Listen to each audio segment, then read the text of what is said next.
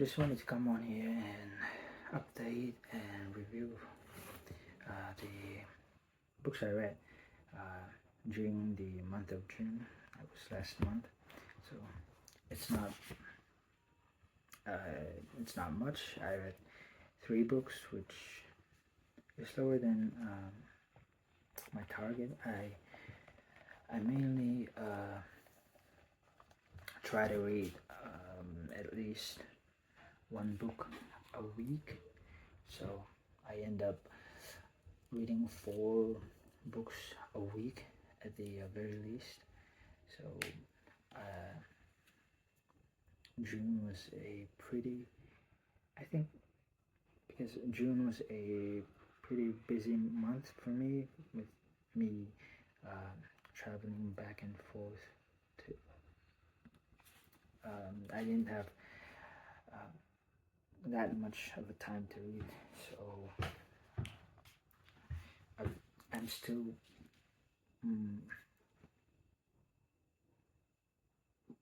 glad that I got to finish 3 books. So yeah, the first book I finished in June was The 2 Towers, that I started way back in May. And I don't know about what it is about Tolkien and his writing, or classics in general. I think I find them very hard to get through. They are very dense.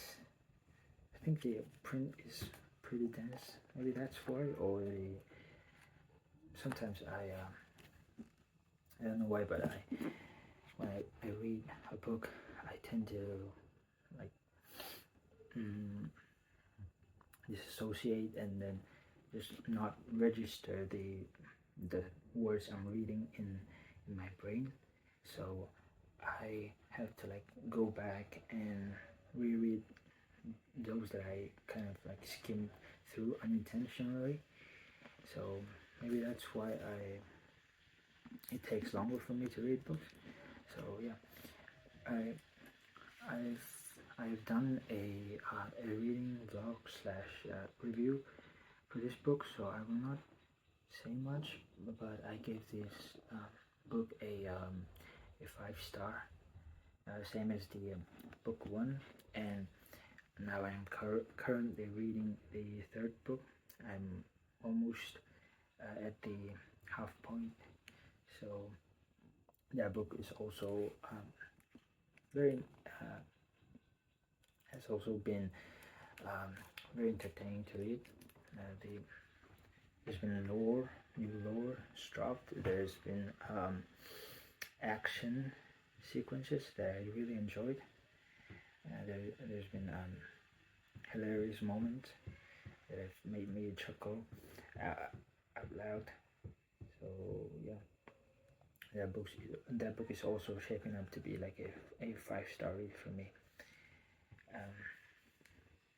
So yeah, I really enjoyed the character, the explosion of the characters introduced in the first book, and I'm not really surprised that these 3 books were supposed to be like one big book that were broken up due to like publication problems that they have. Like, I'm thinking that people will not read like 1,200 page books way back in those times when these books were written. So yeah, it feels like it there's no I haven't found any inconsistency in the lores dropped, or the writing has mostly been very easy not necessarily easy to read, but easy to understand, and the prose is very dense in information. So yeah, I really enjoyed this, and I'm really sad that my experience of reading the Lord of the Rings trilogy is almost coming to an end. So, but I'm also excited to see how it ends.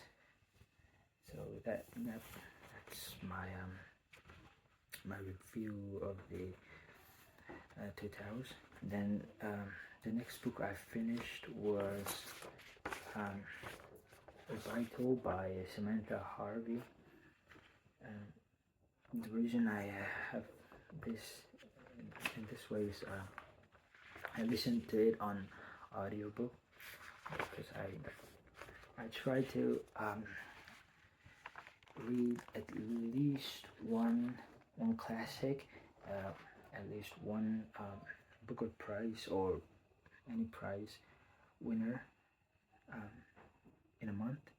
At least one classic, one Booker Prize winner, and one fantasy book a month. So I checked all those boxes this month. So yeah, this book I gave it a 4 star. I love this book. The ideas presented by it on how we humans are just small, like just sands on a beach, like how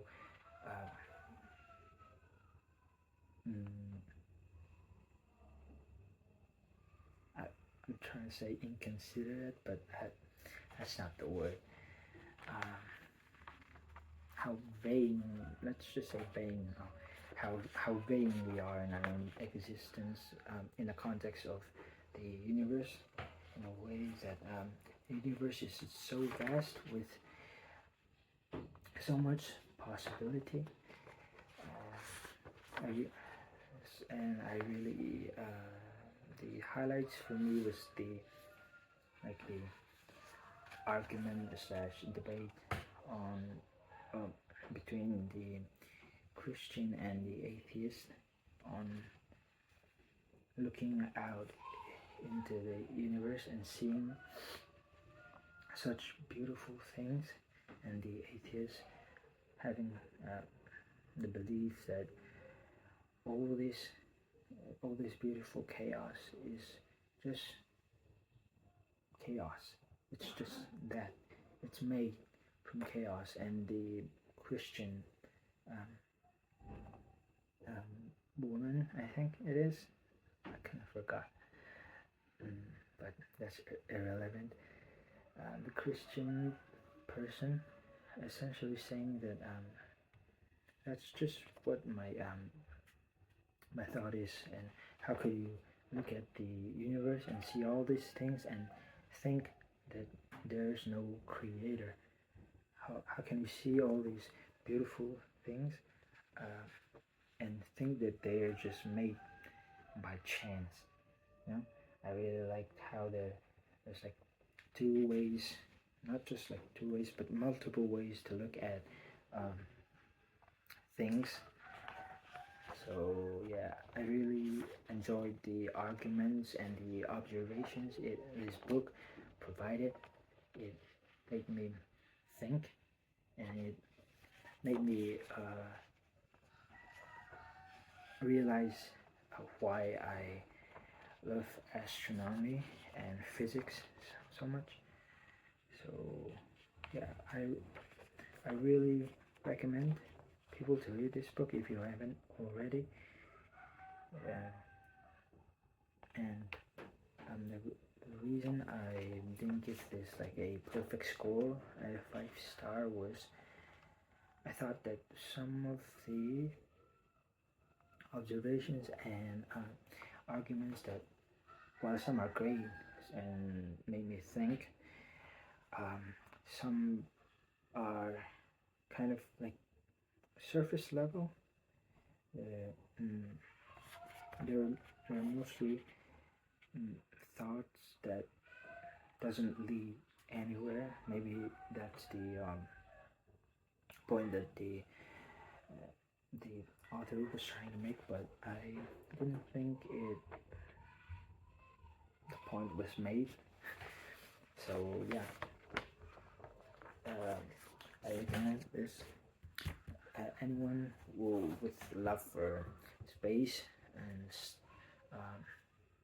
a little bit of philosophy and just vibes, and there's no like a plot in which there's no like plot essentially that the story goes. It's just things happening, and then the observation of the things that is happening, whether in the space shuttle or in the earth. And the thing I wanted to highlight again was that just came into my mind was in the book, this character, I cannot remember which character it was. He had they had a thought that they are kind of lonely when they are not in the space shuttle.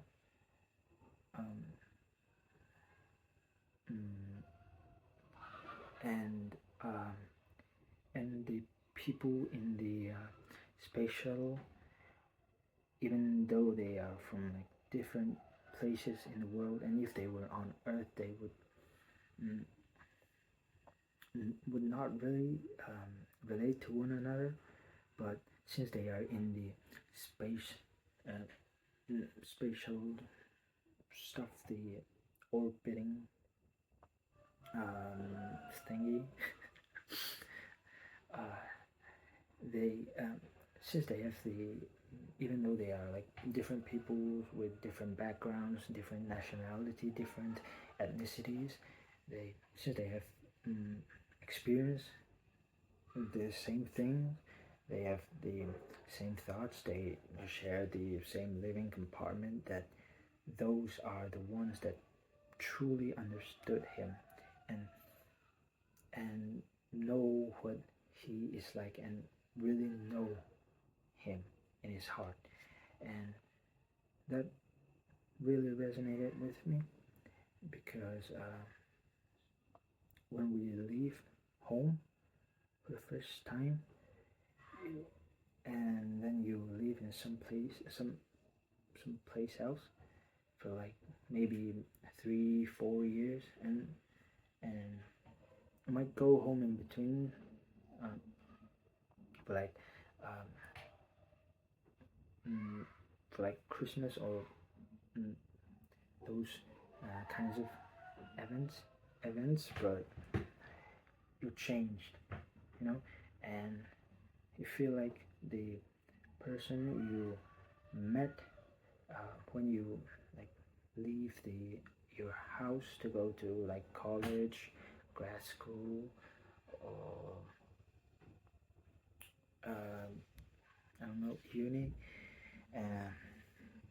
that those people that you meet on those places truly understand you. And I think that really resonated with me, and I think that it is true, at least for me personally. So yeah, that was the thing that I wanted to highlight again. And the third book I finished for June is Giovanni's Room by James Baldwin. The story is about a traveler, a U.S. citizen traveling to Paris and finding, like, falling in love with a bartender called Giovanni, and the things that happen between them and how it affected people around him and they themselves. So I gave this a 5-star read. I read this as a sort of like a celebration for Pride Month. So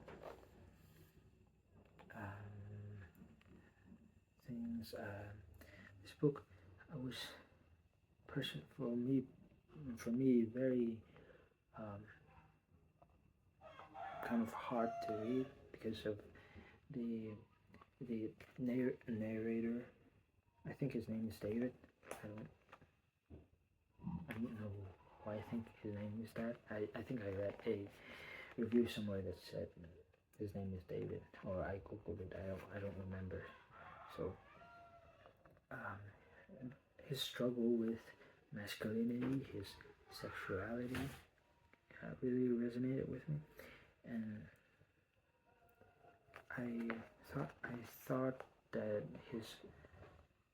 him telling himself that he doesn't love this person, this Giovanni, in this case, but then doing the opposite, like feeling the opposite way, it was really it hit hard, I guess, to me. And him trying to be normal, trying to be a man, and by going back to his wife, Hella, his soon-to-be wife, his fiancée, Hella, and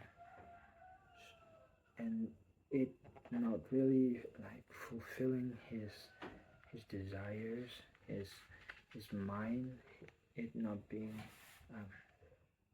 it not feeling right, and so it was a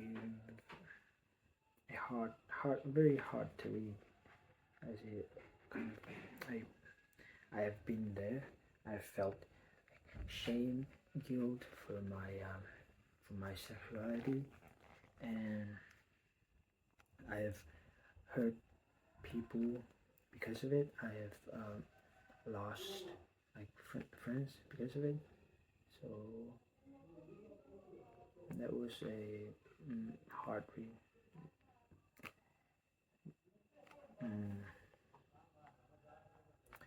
And about the prose of James Baldwin, I thoroughly enjoyed it. It was not like the story, but like just the writing. It's precise. There's no like loose words that he used. Every word he uses has something to say. I don't know if I'm articulating this right, but every word he uses serves well in the story that he's trying to tell. Yeah, let's just leave it at that. And about Giovanni, in the first half, I thought that Giovanni was like okay. My phone died, so I think I was talking about Giovanni's character. At the first half, I thought he was a innocent, sensitive person, but then his view on women, he shared his view on women to the protagonist, and then all my thoughts about him changed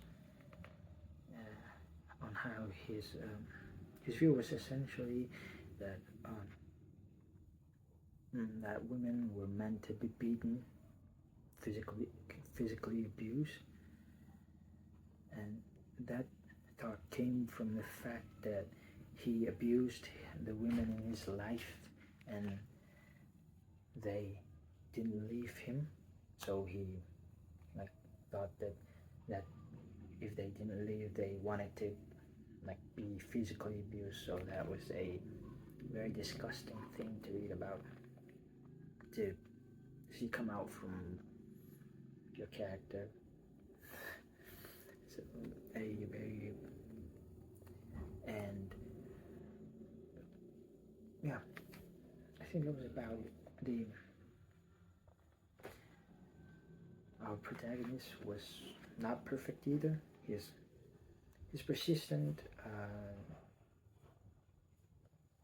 effort to go out of his way to be cruel to Giovanni, like due to maybe his fear of judgment or his own struggles, was a frustrating read.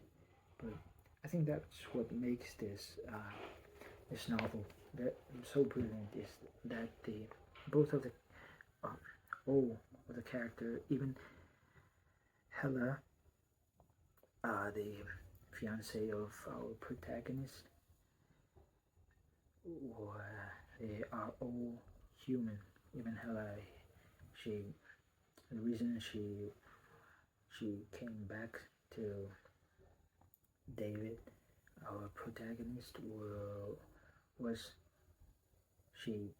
that she felt societal pressure to be a woman, and what women are supposed to behave and act and be like.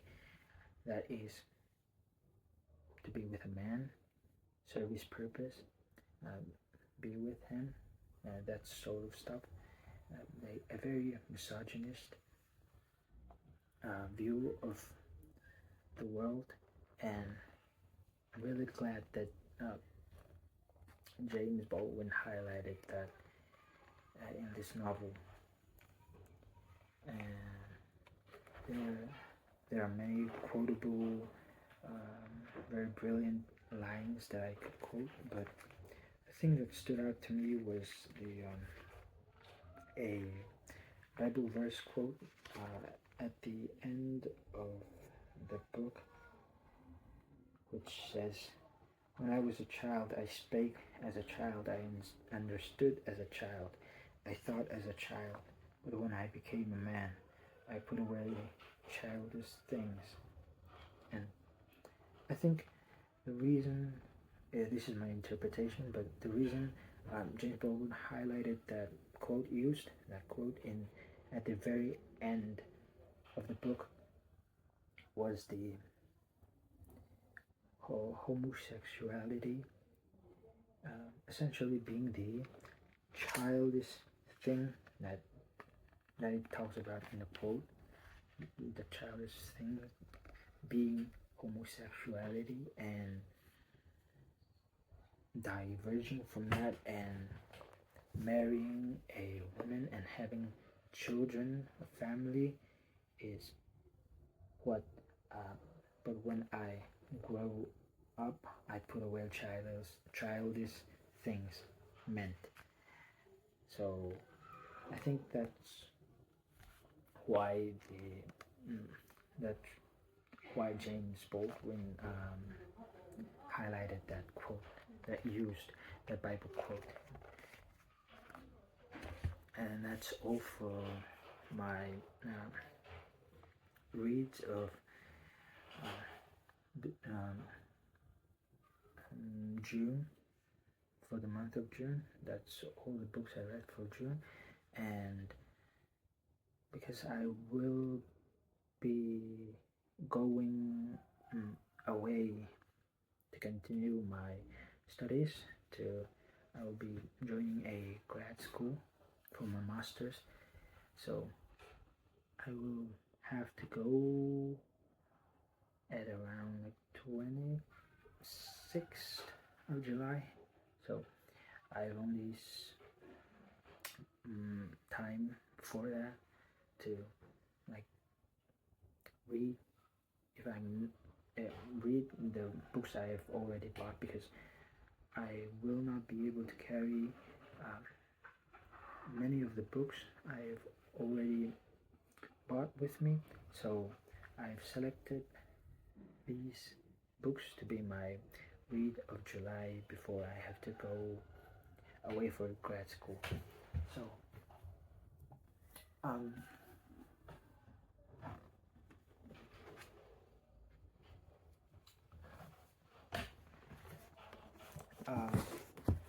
first is Brandon Sanderson's The Way of Kings. It's been so long since I wanted to read this book, and I wanted to first read, and the reason I haven't already started this is because I wanted to finish The Lord of the Rings first. So when I finish that, I will immediately start reading it, and I think I will be bringing the second book, Words of Radiance, with me to grad school. It's a very heavy book, so I don't know if that's the best idea. I don't know if I should like finish these two books and then carry the other in my TBR with me to grad school. So yeah, that's a decision to make for another day. So yeah. And next is East of Eden. This I've been meaning or wanting to read this ever since I saw the movie. I wanted to know more about the story, so yeah, I'm really excited to read this one too. And the third is Intermezzo. I'm not as excited to read this as the other two, but that doesn't mean I would hate to read this book. But this is going to be my first Sally Rooney.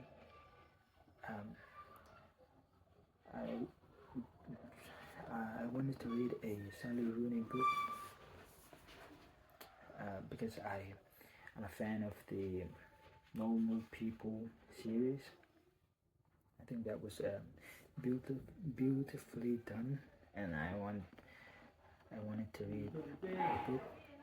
The reason I didn't read Normal People was because I watched the series and I wanted to read about some other story, so I picked up Intermezzo. So those are the books I've finished, my current reads, and my TBRs for June and July. So thank you for listening to my rambling, and stay tuned for other videos to come. So thank you.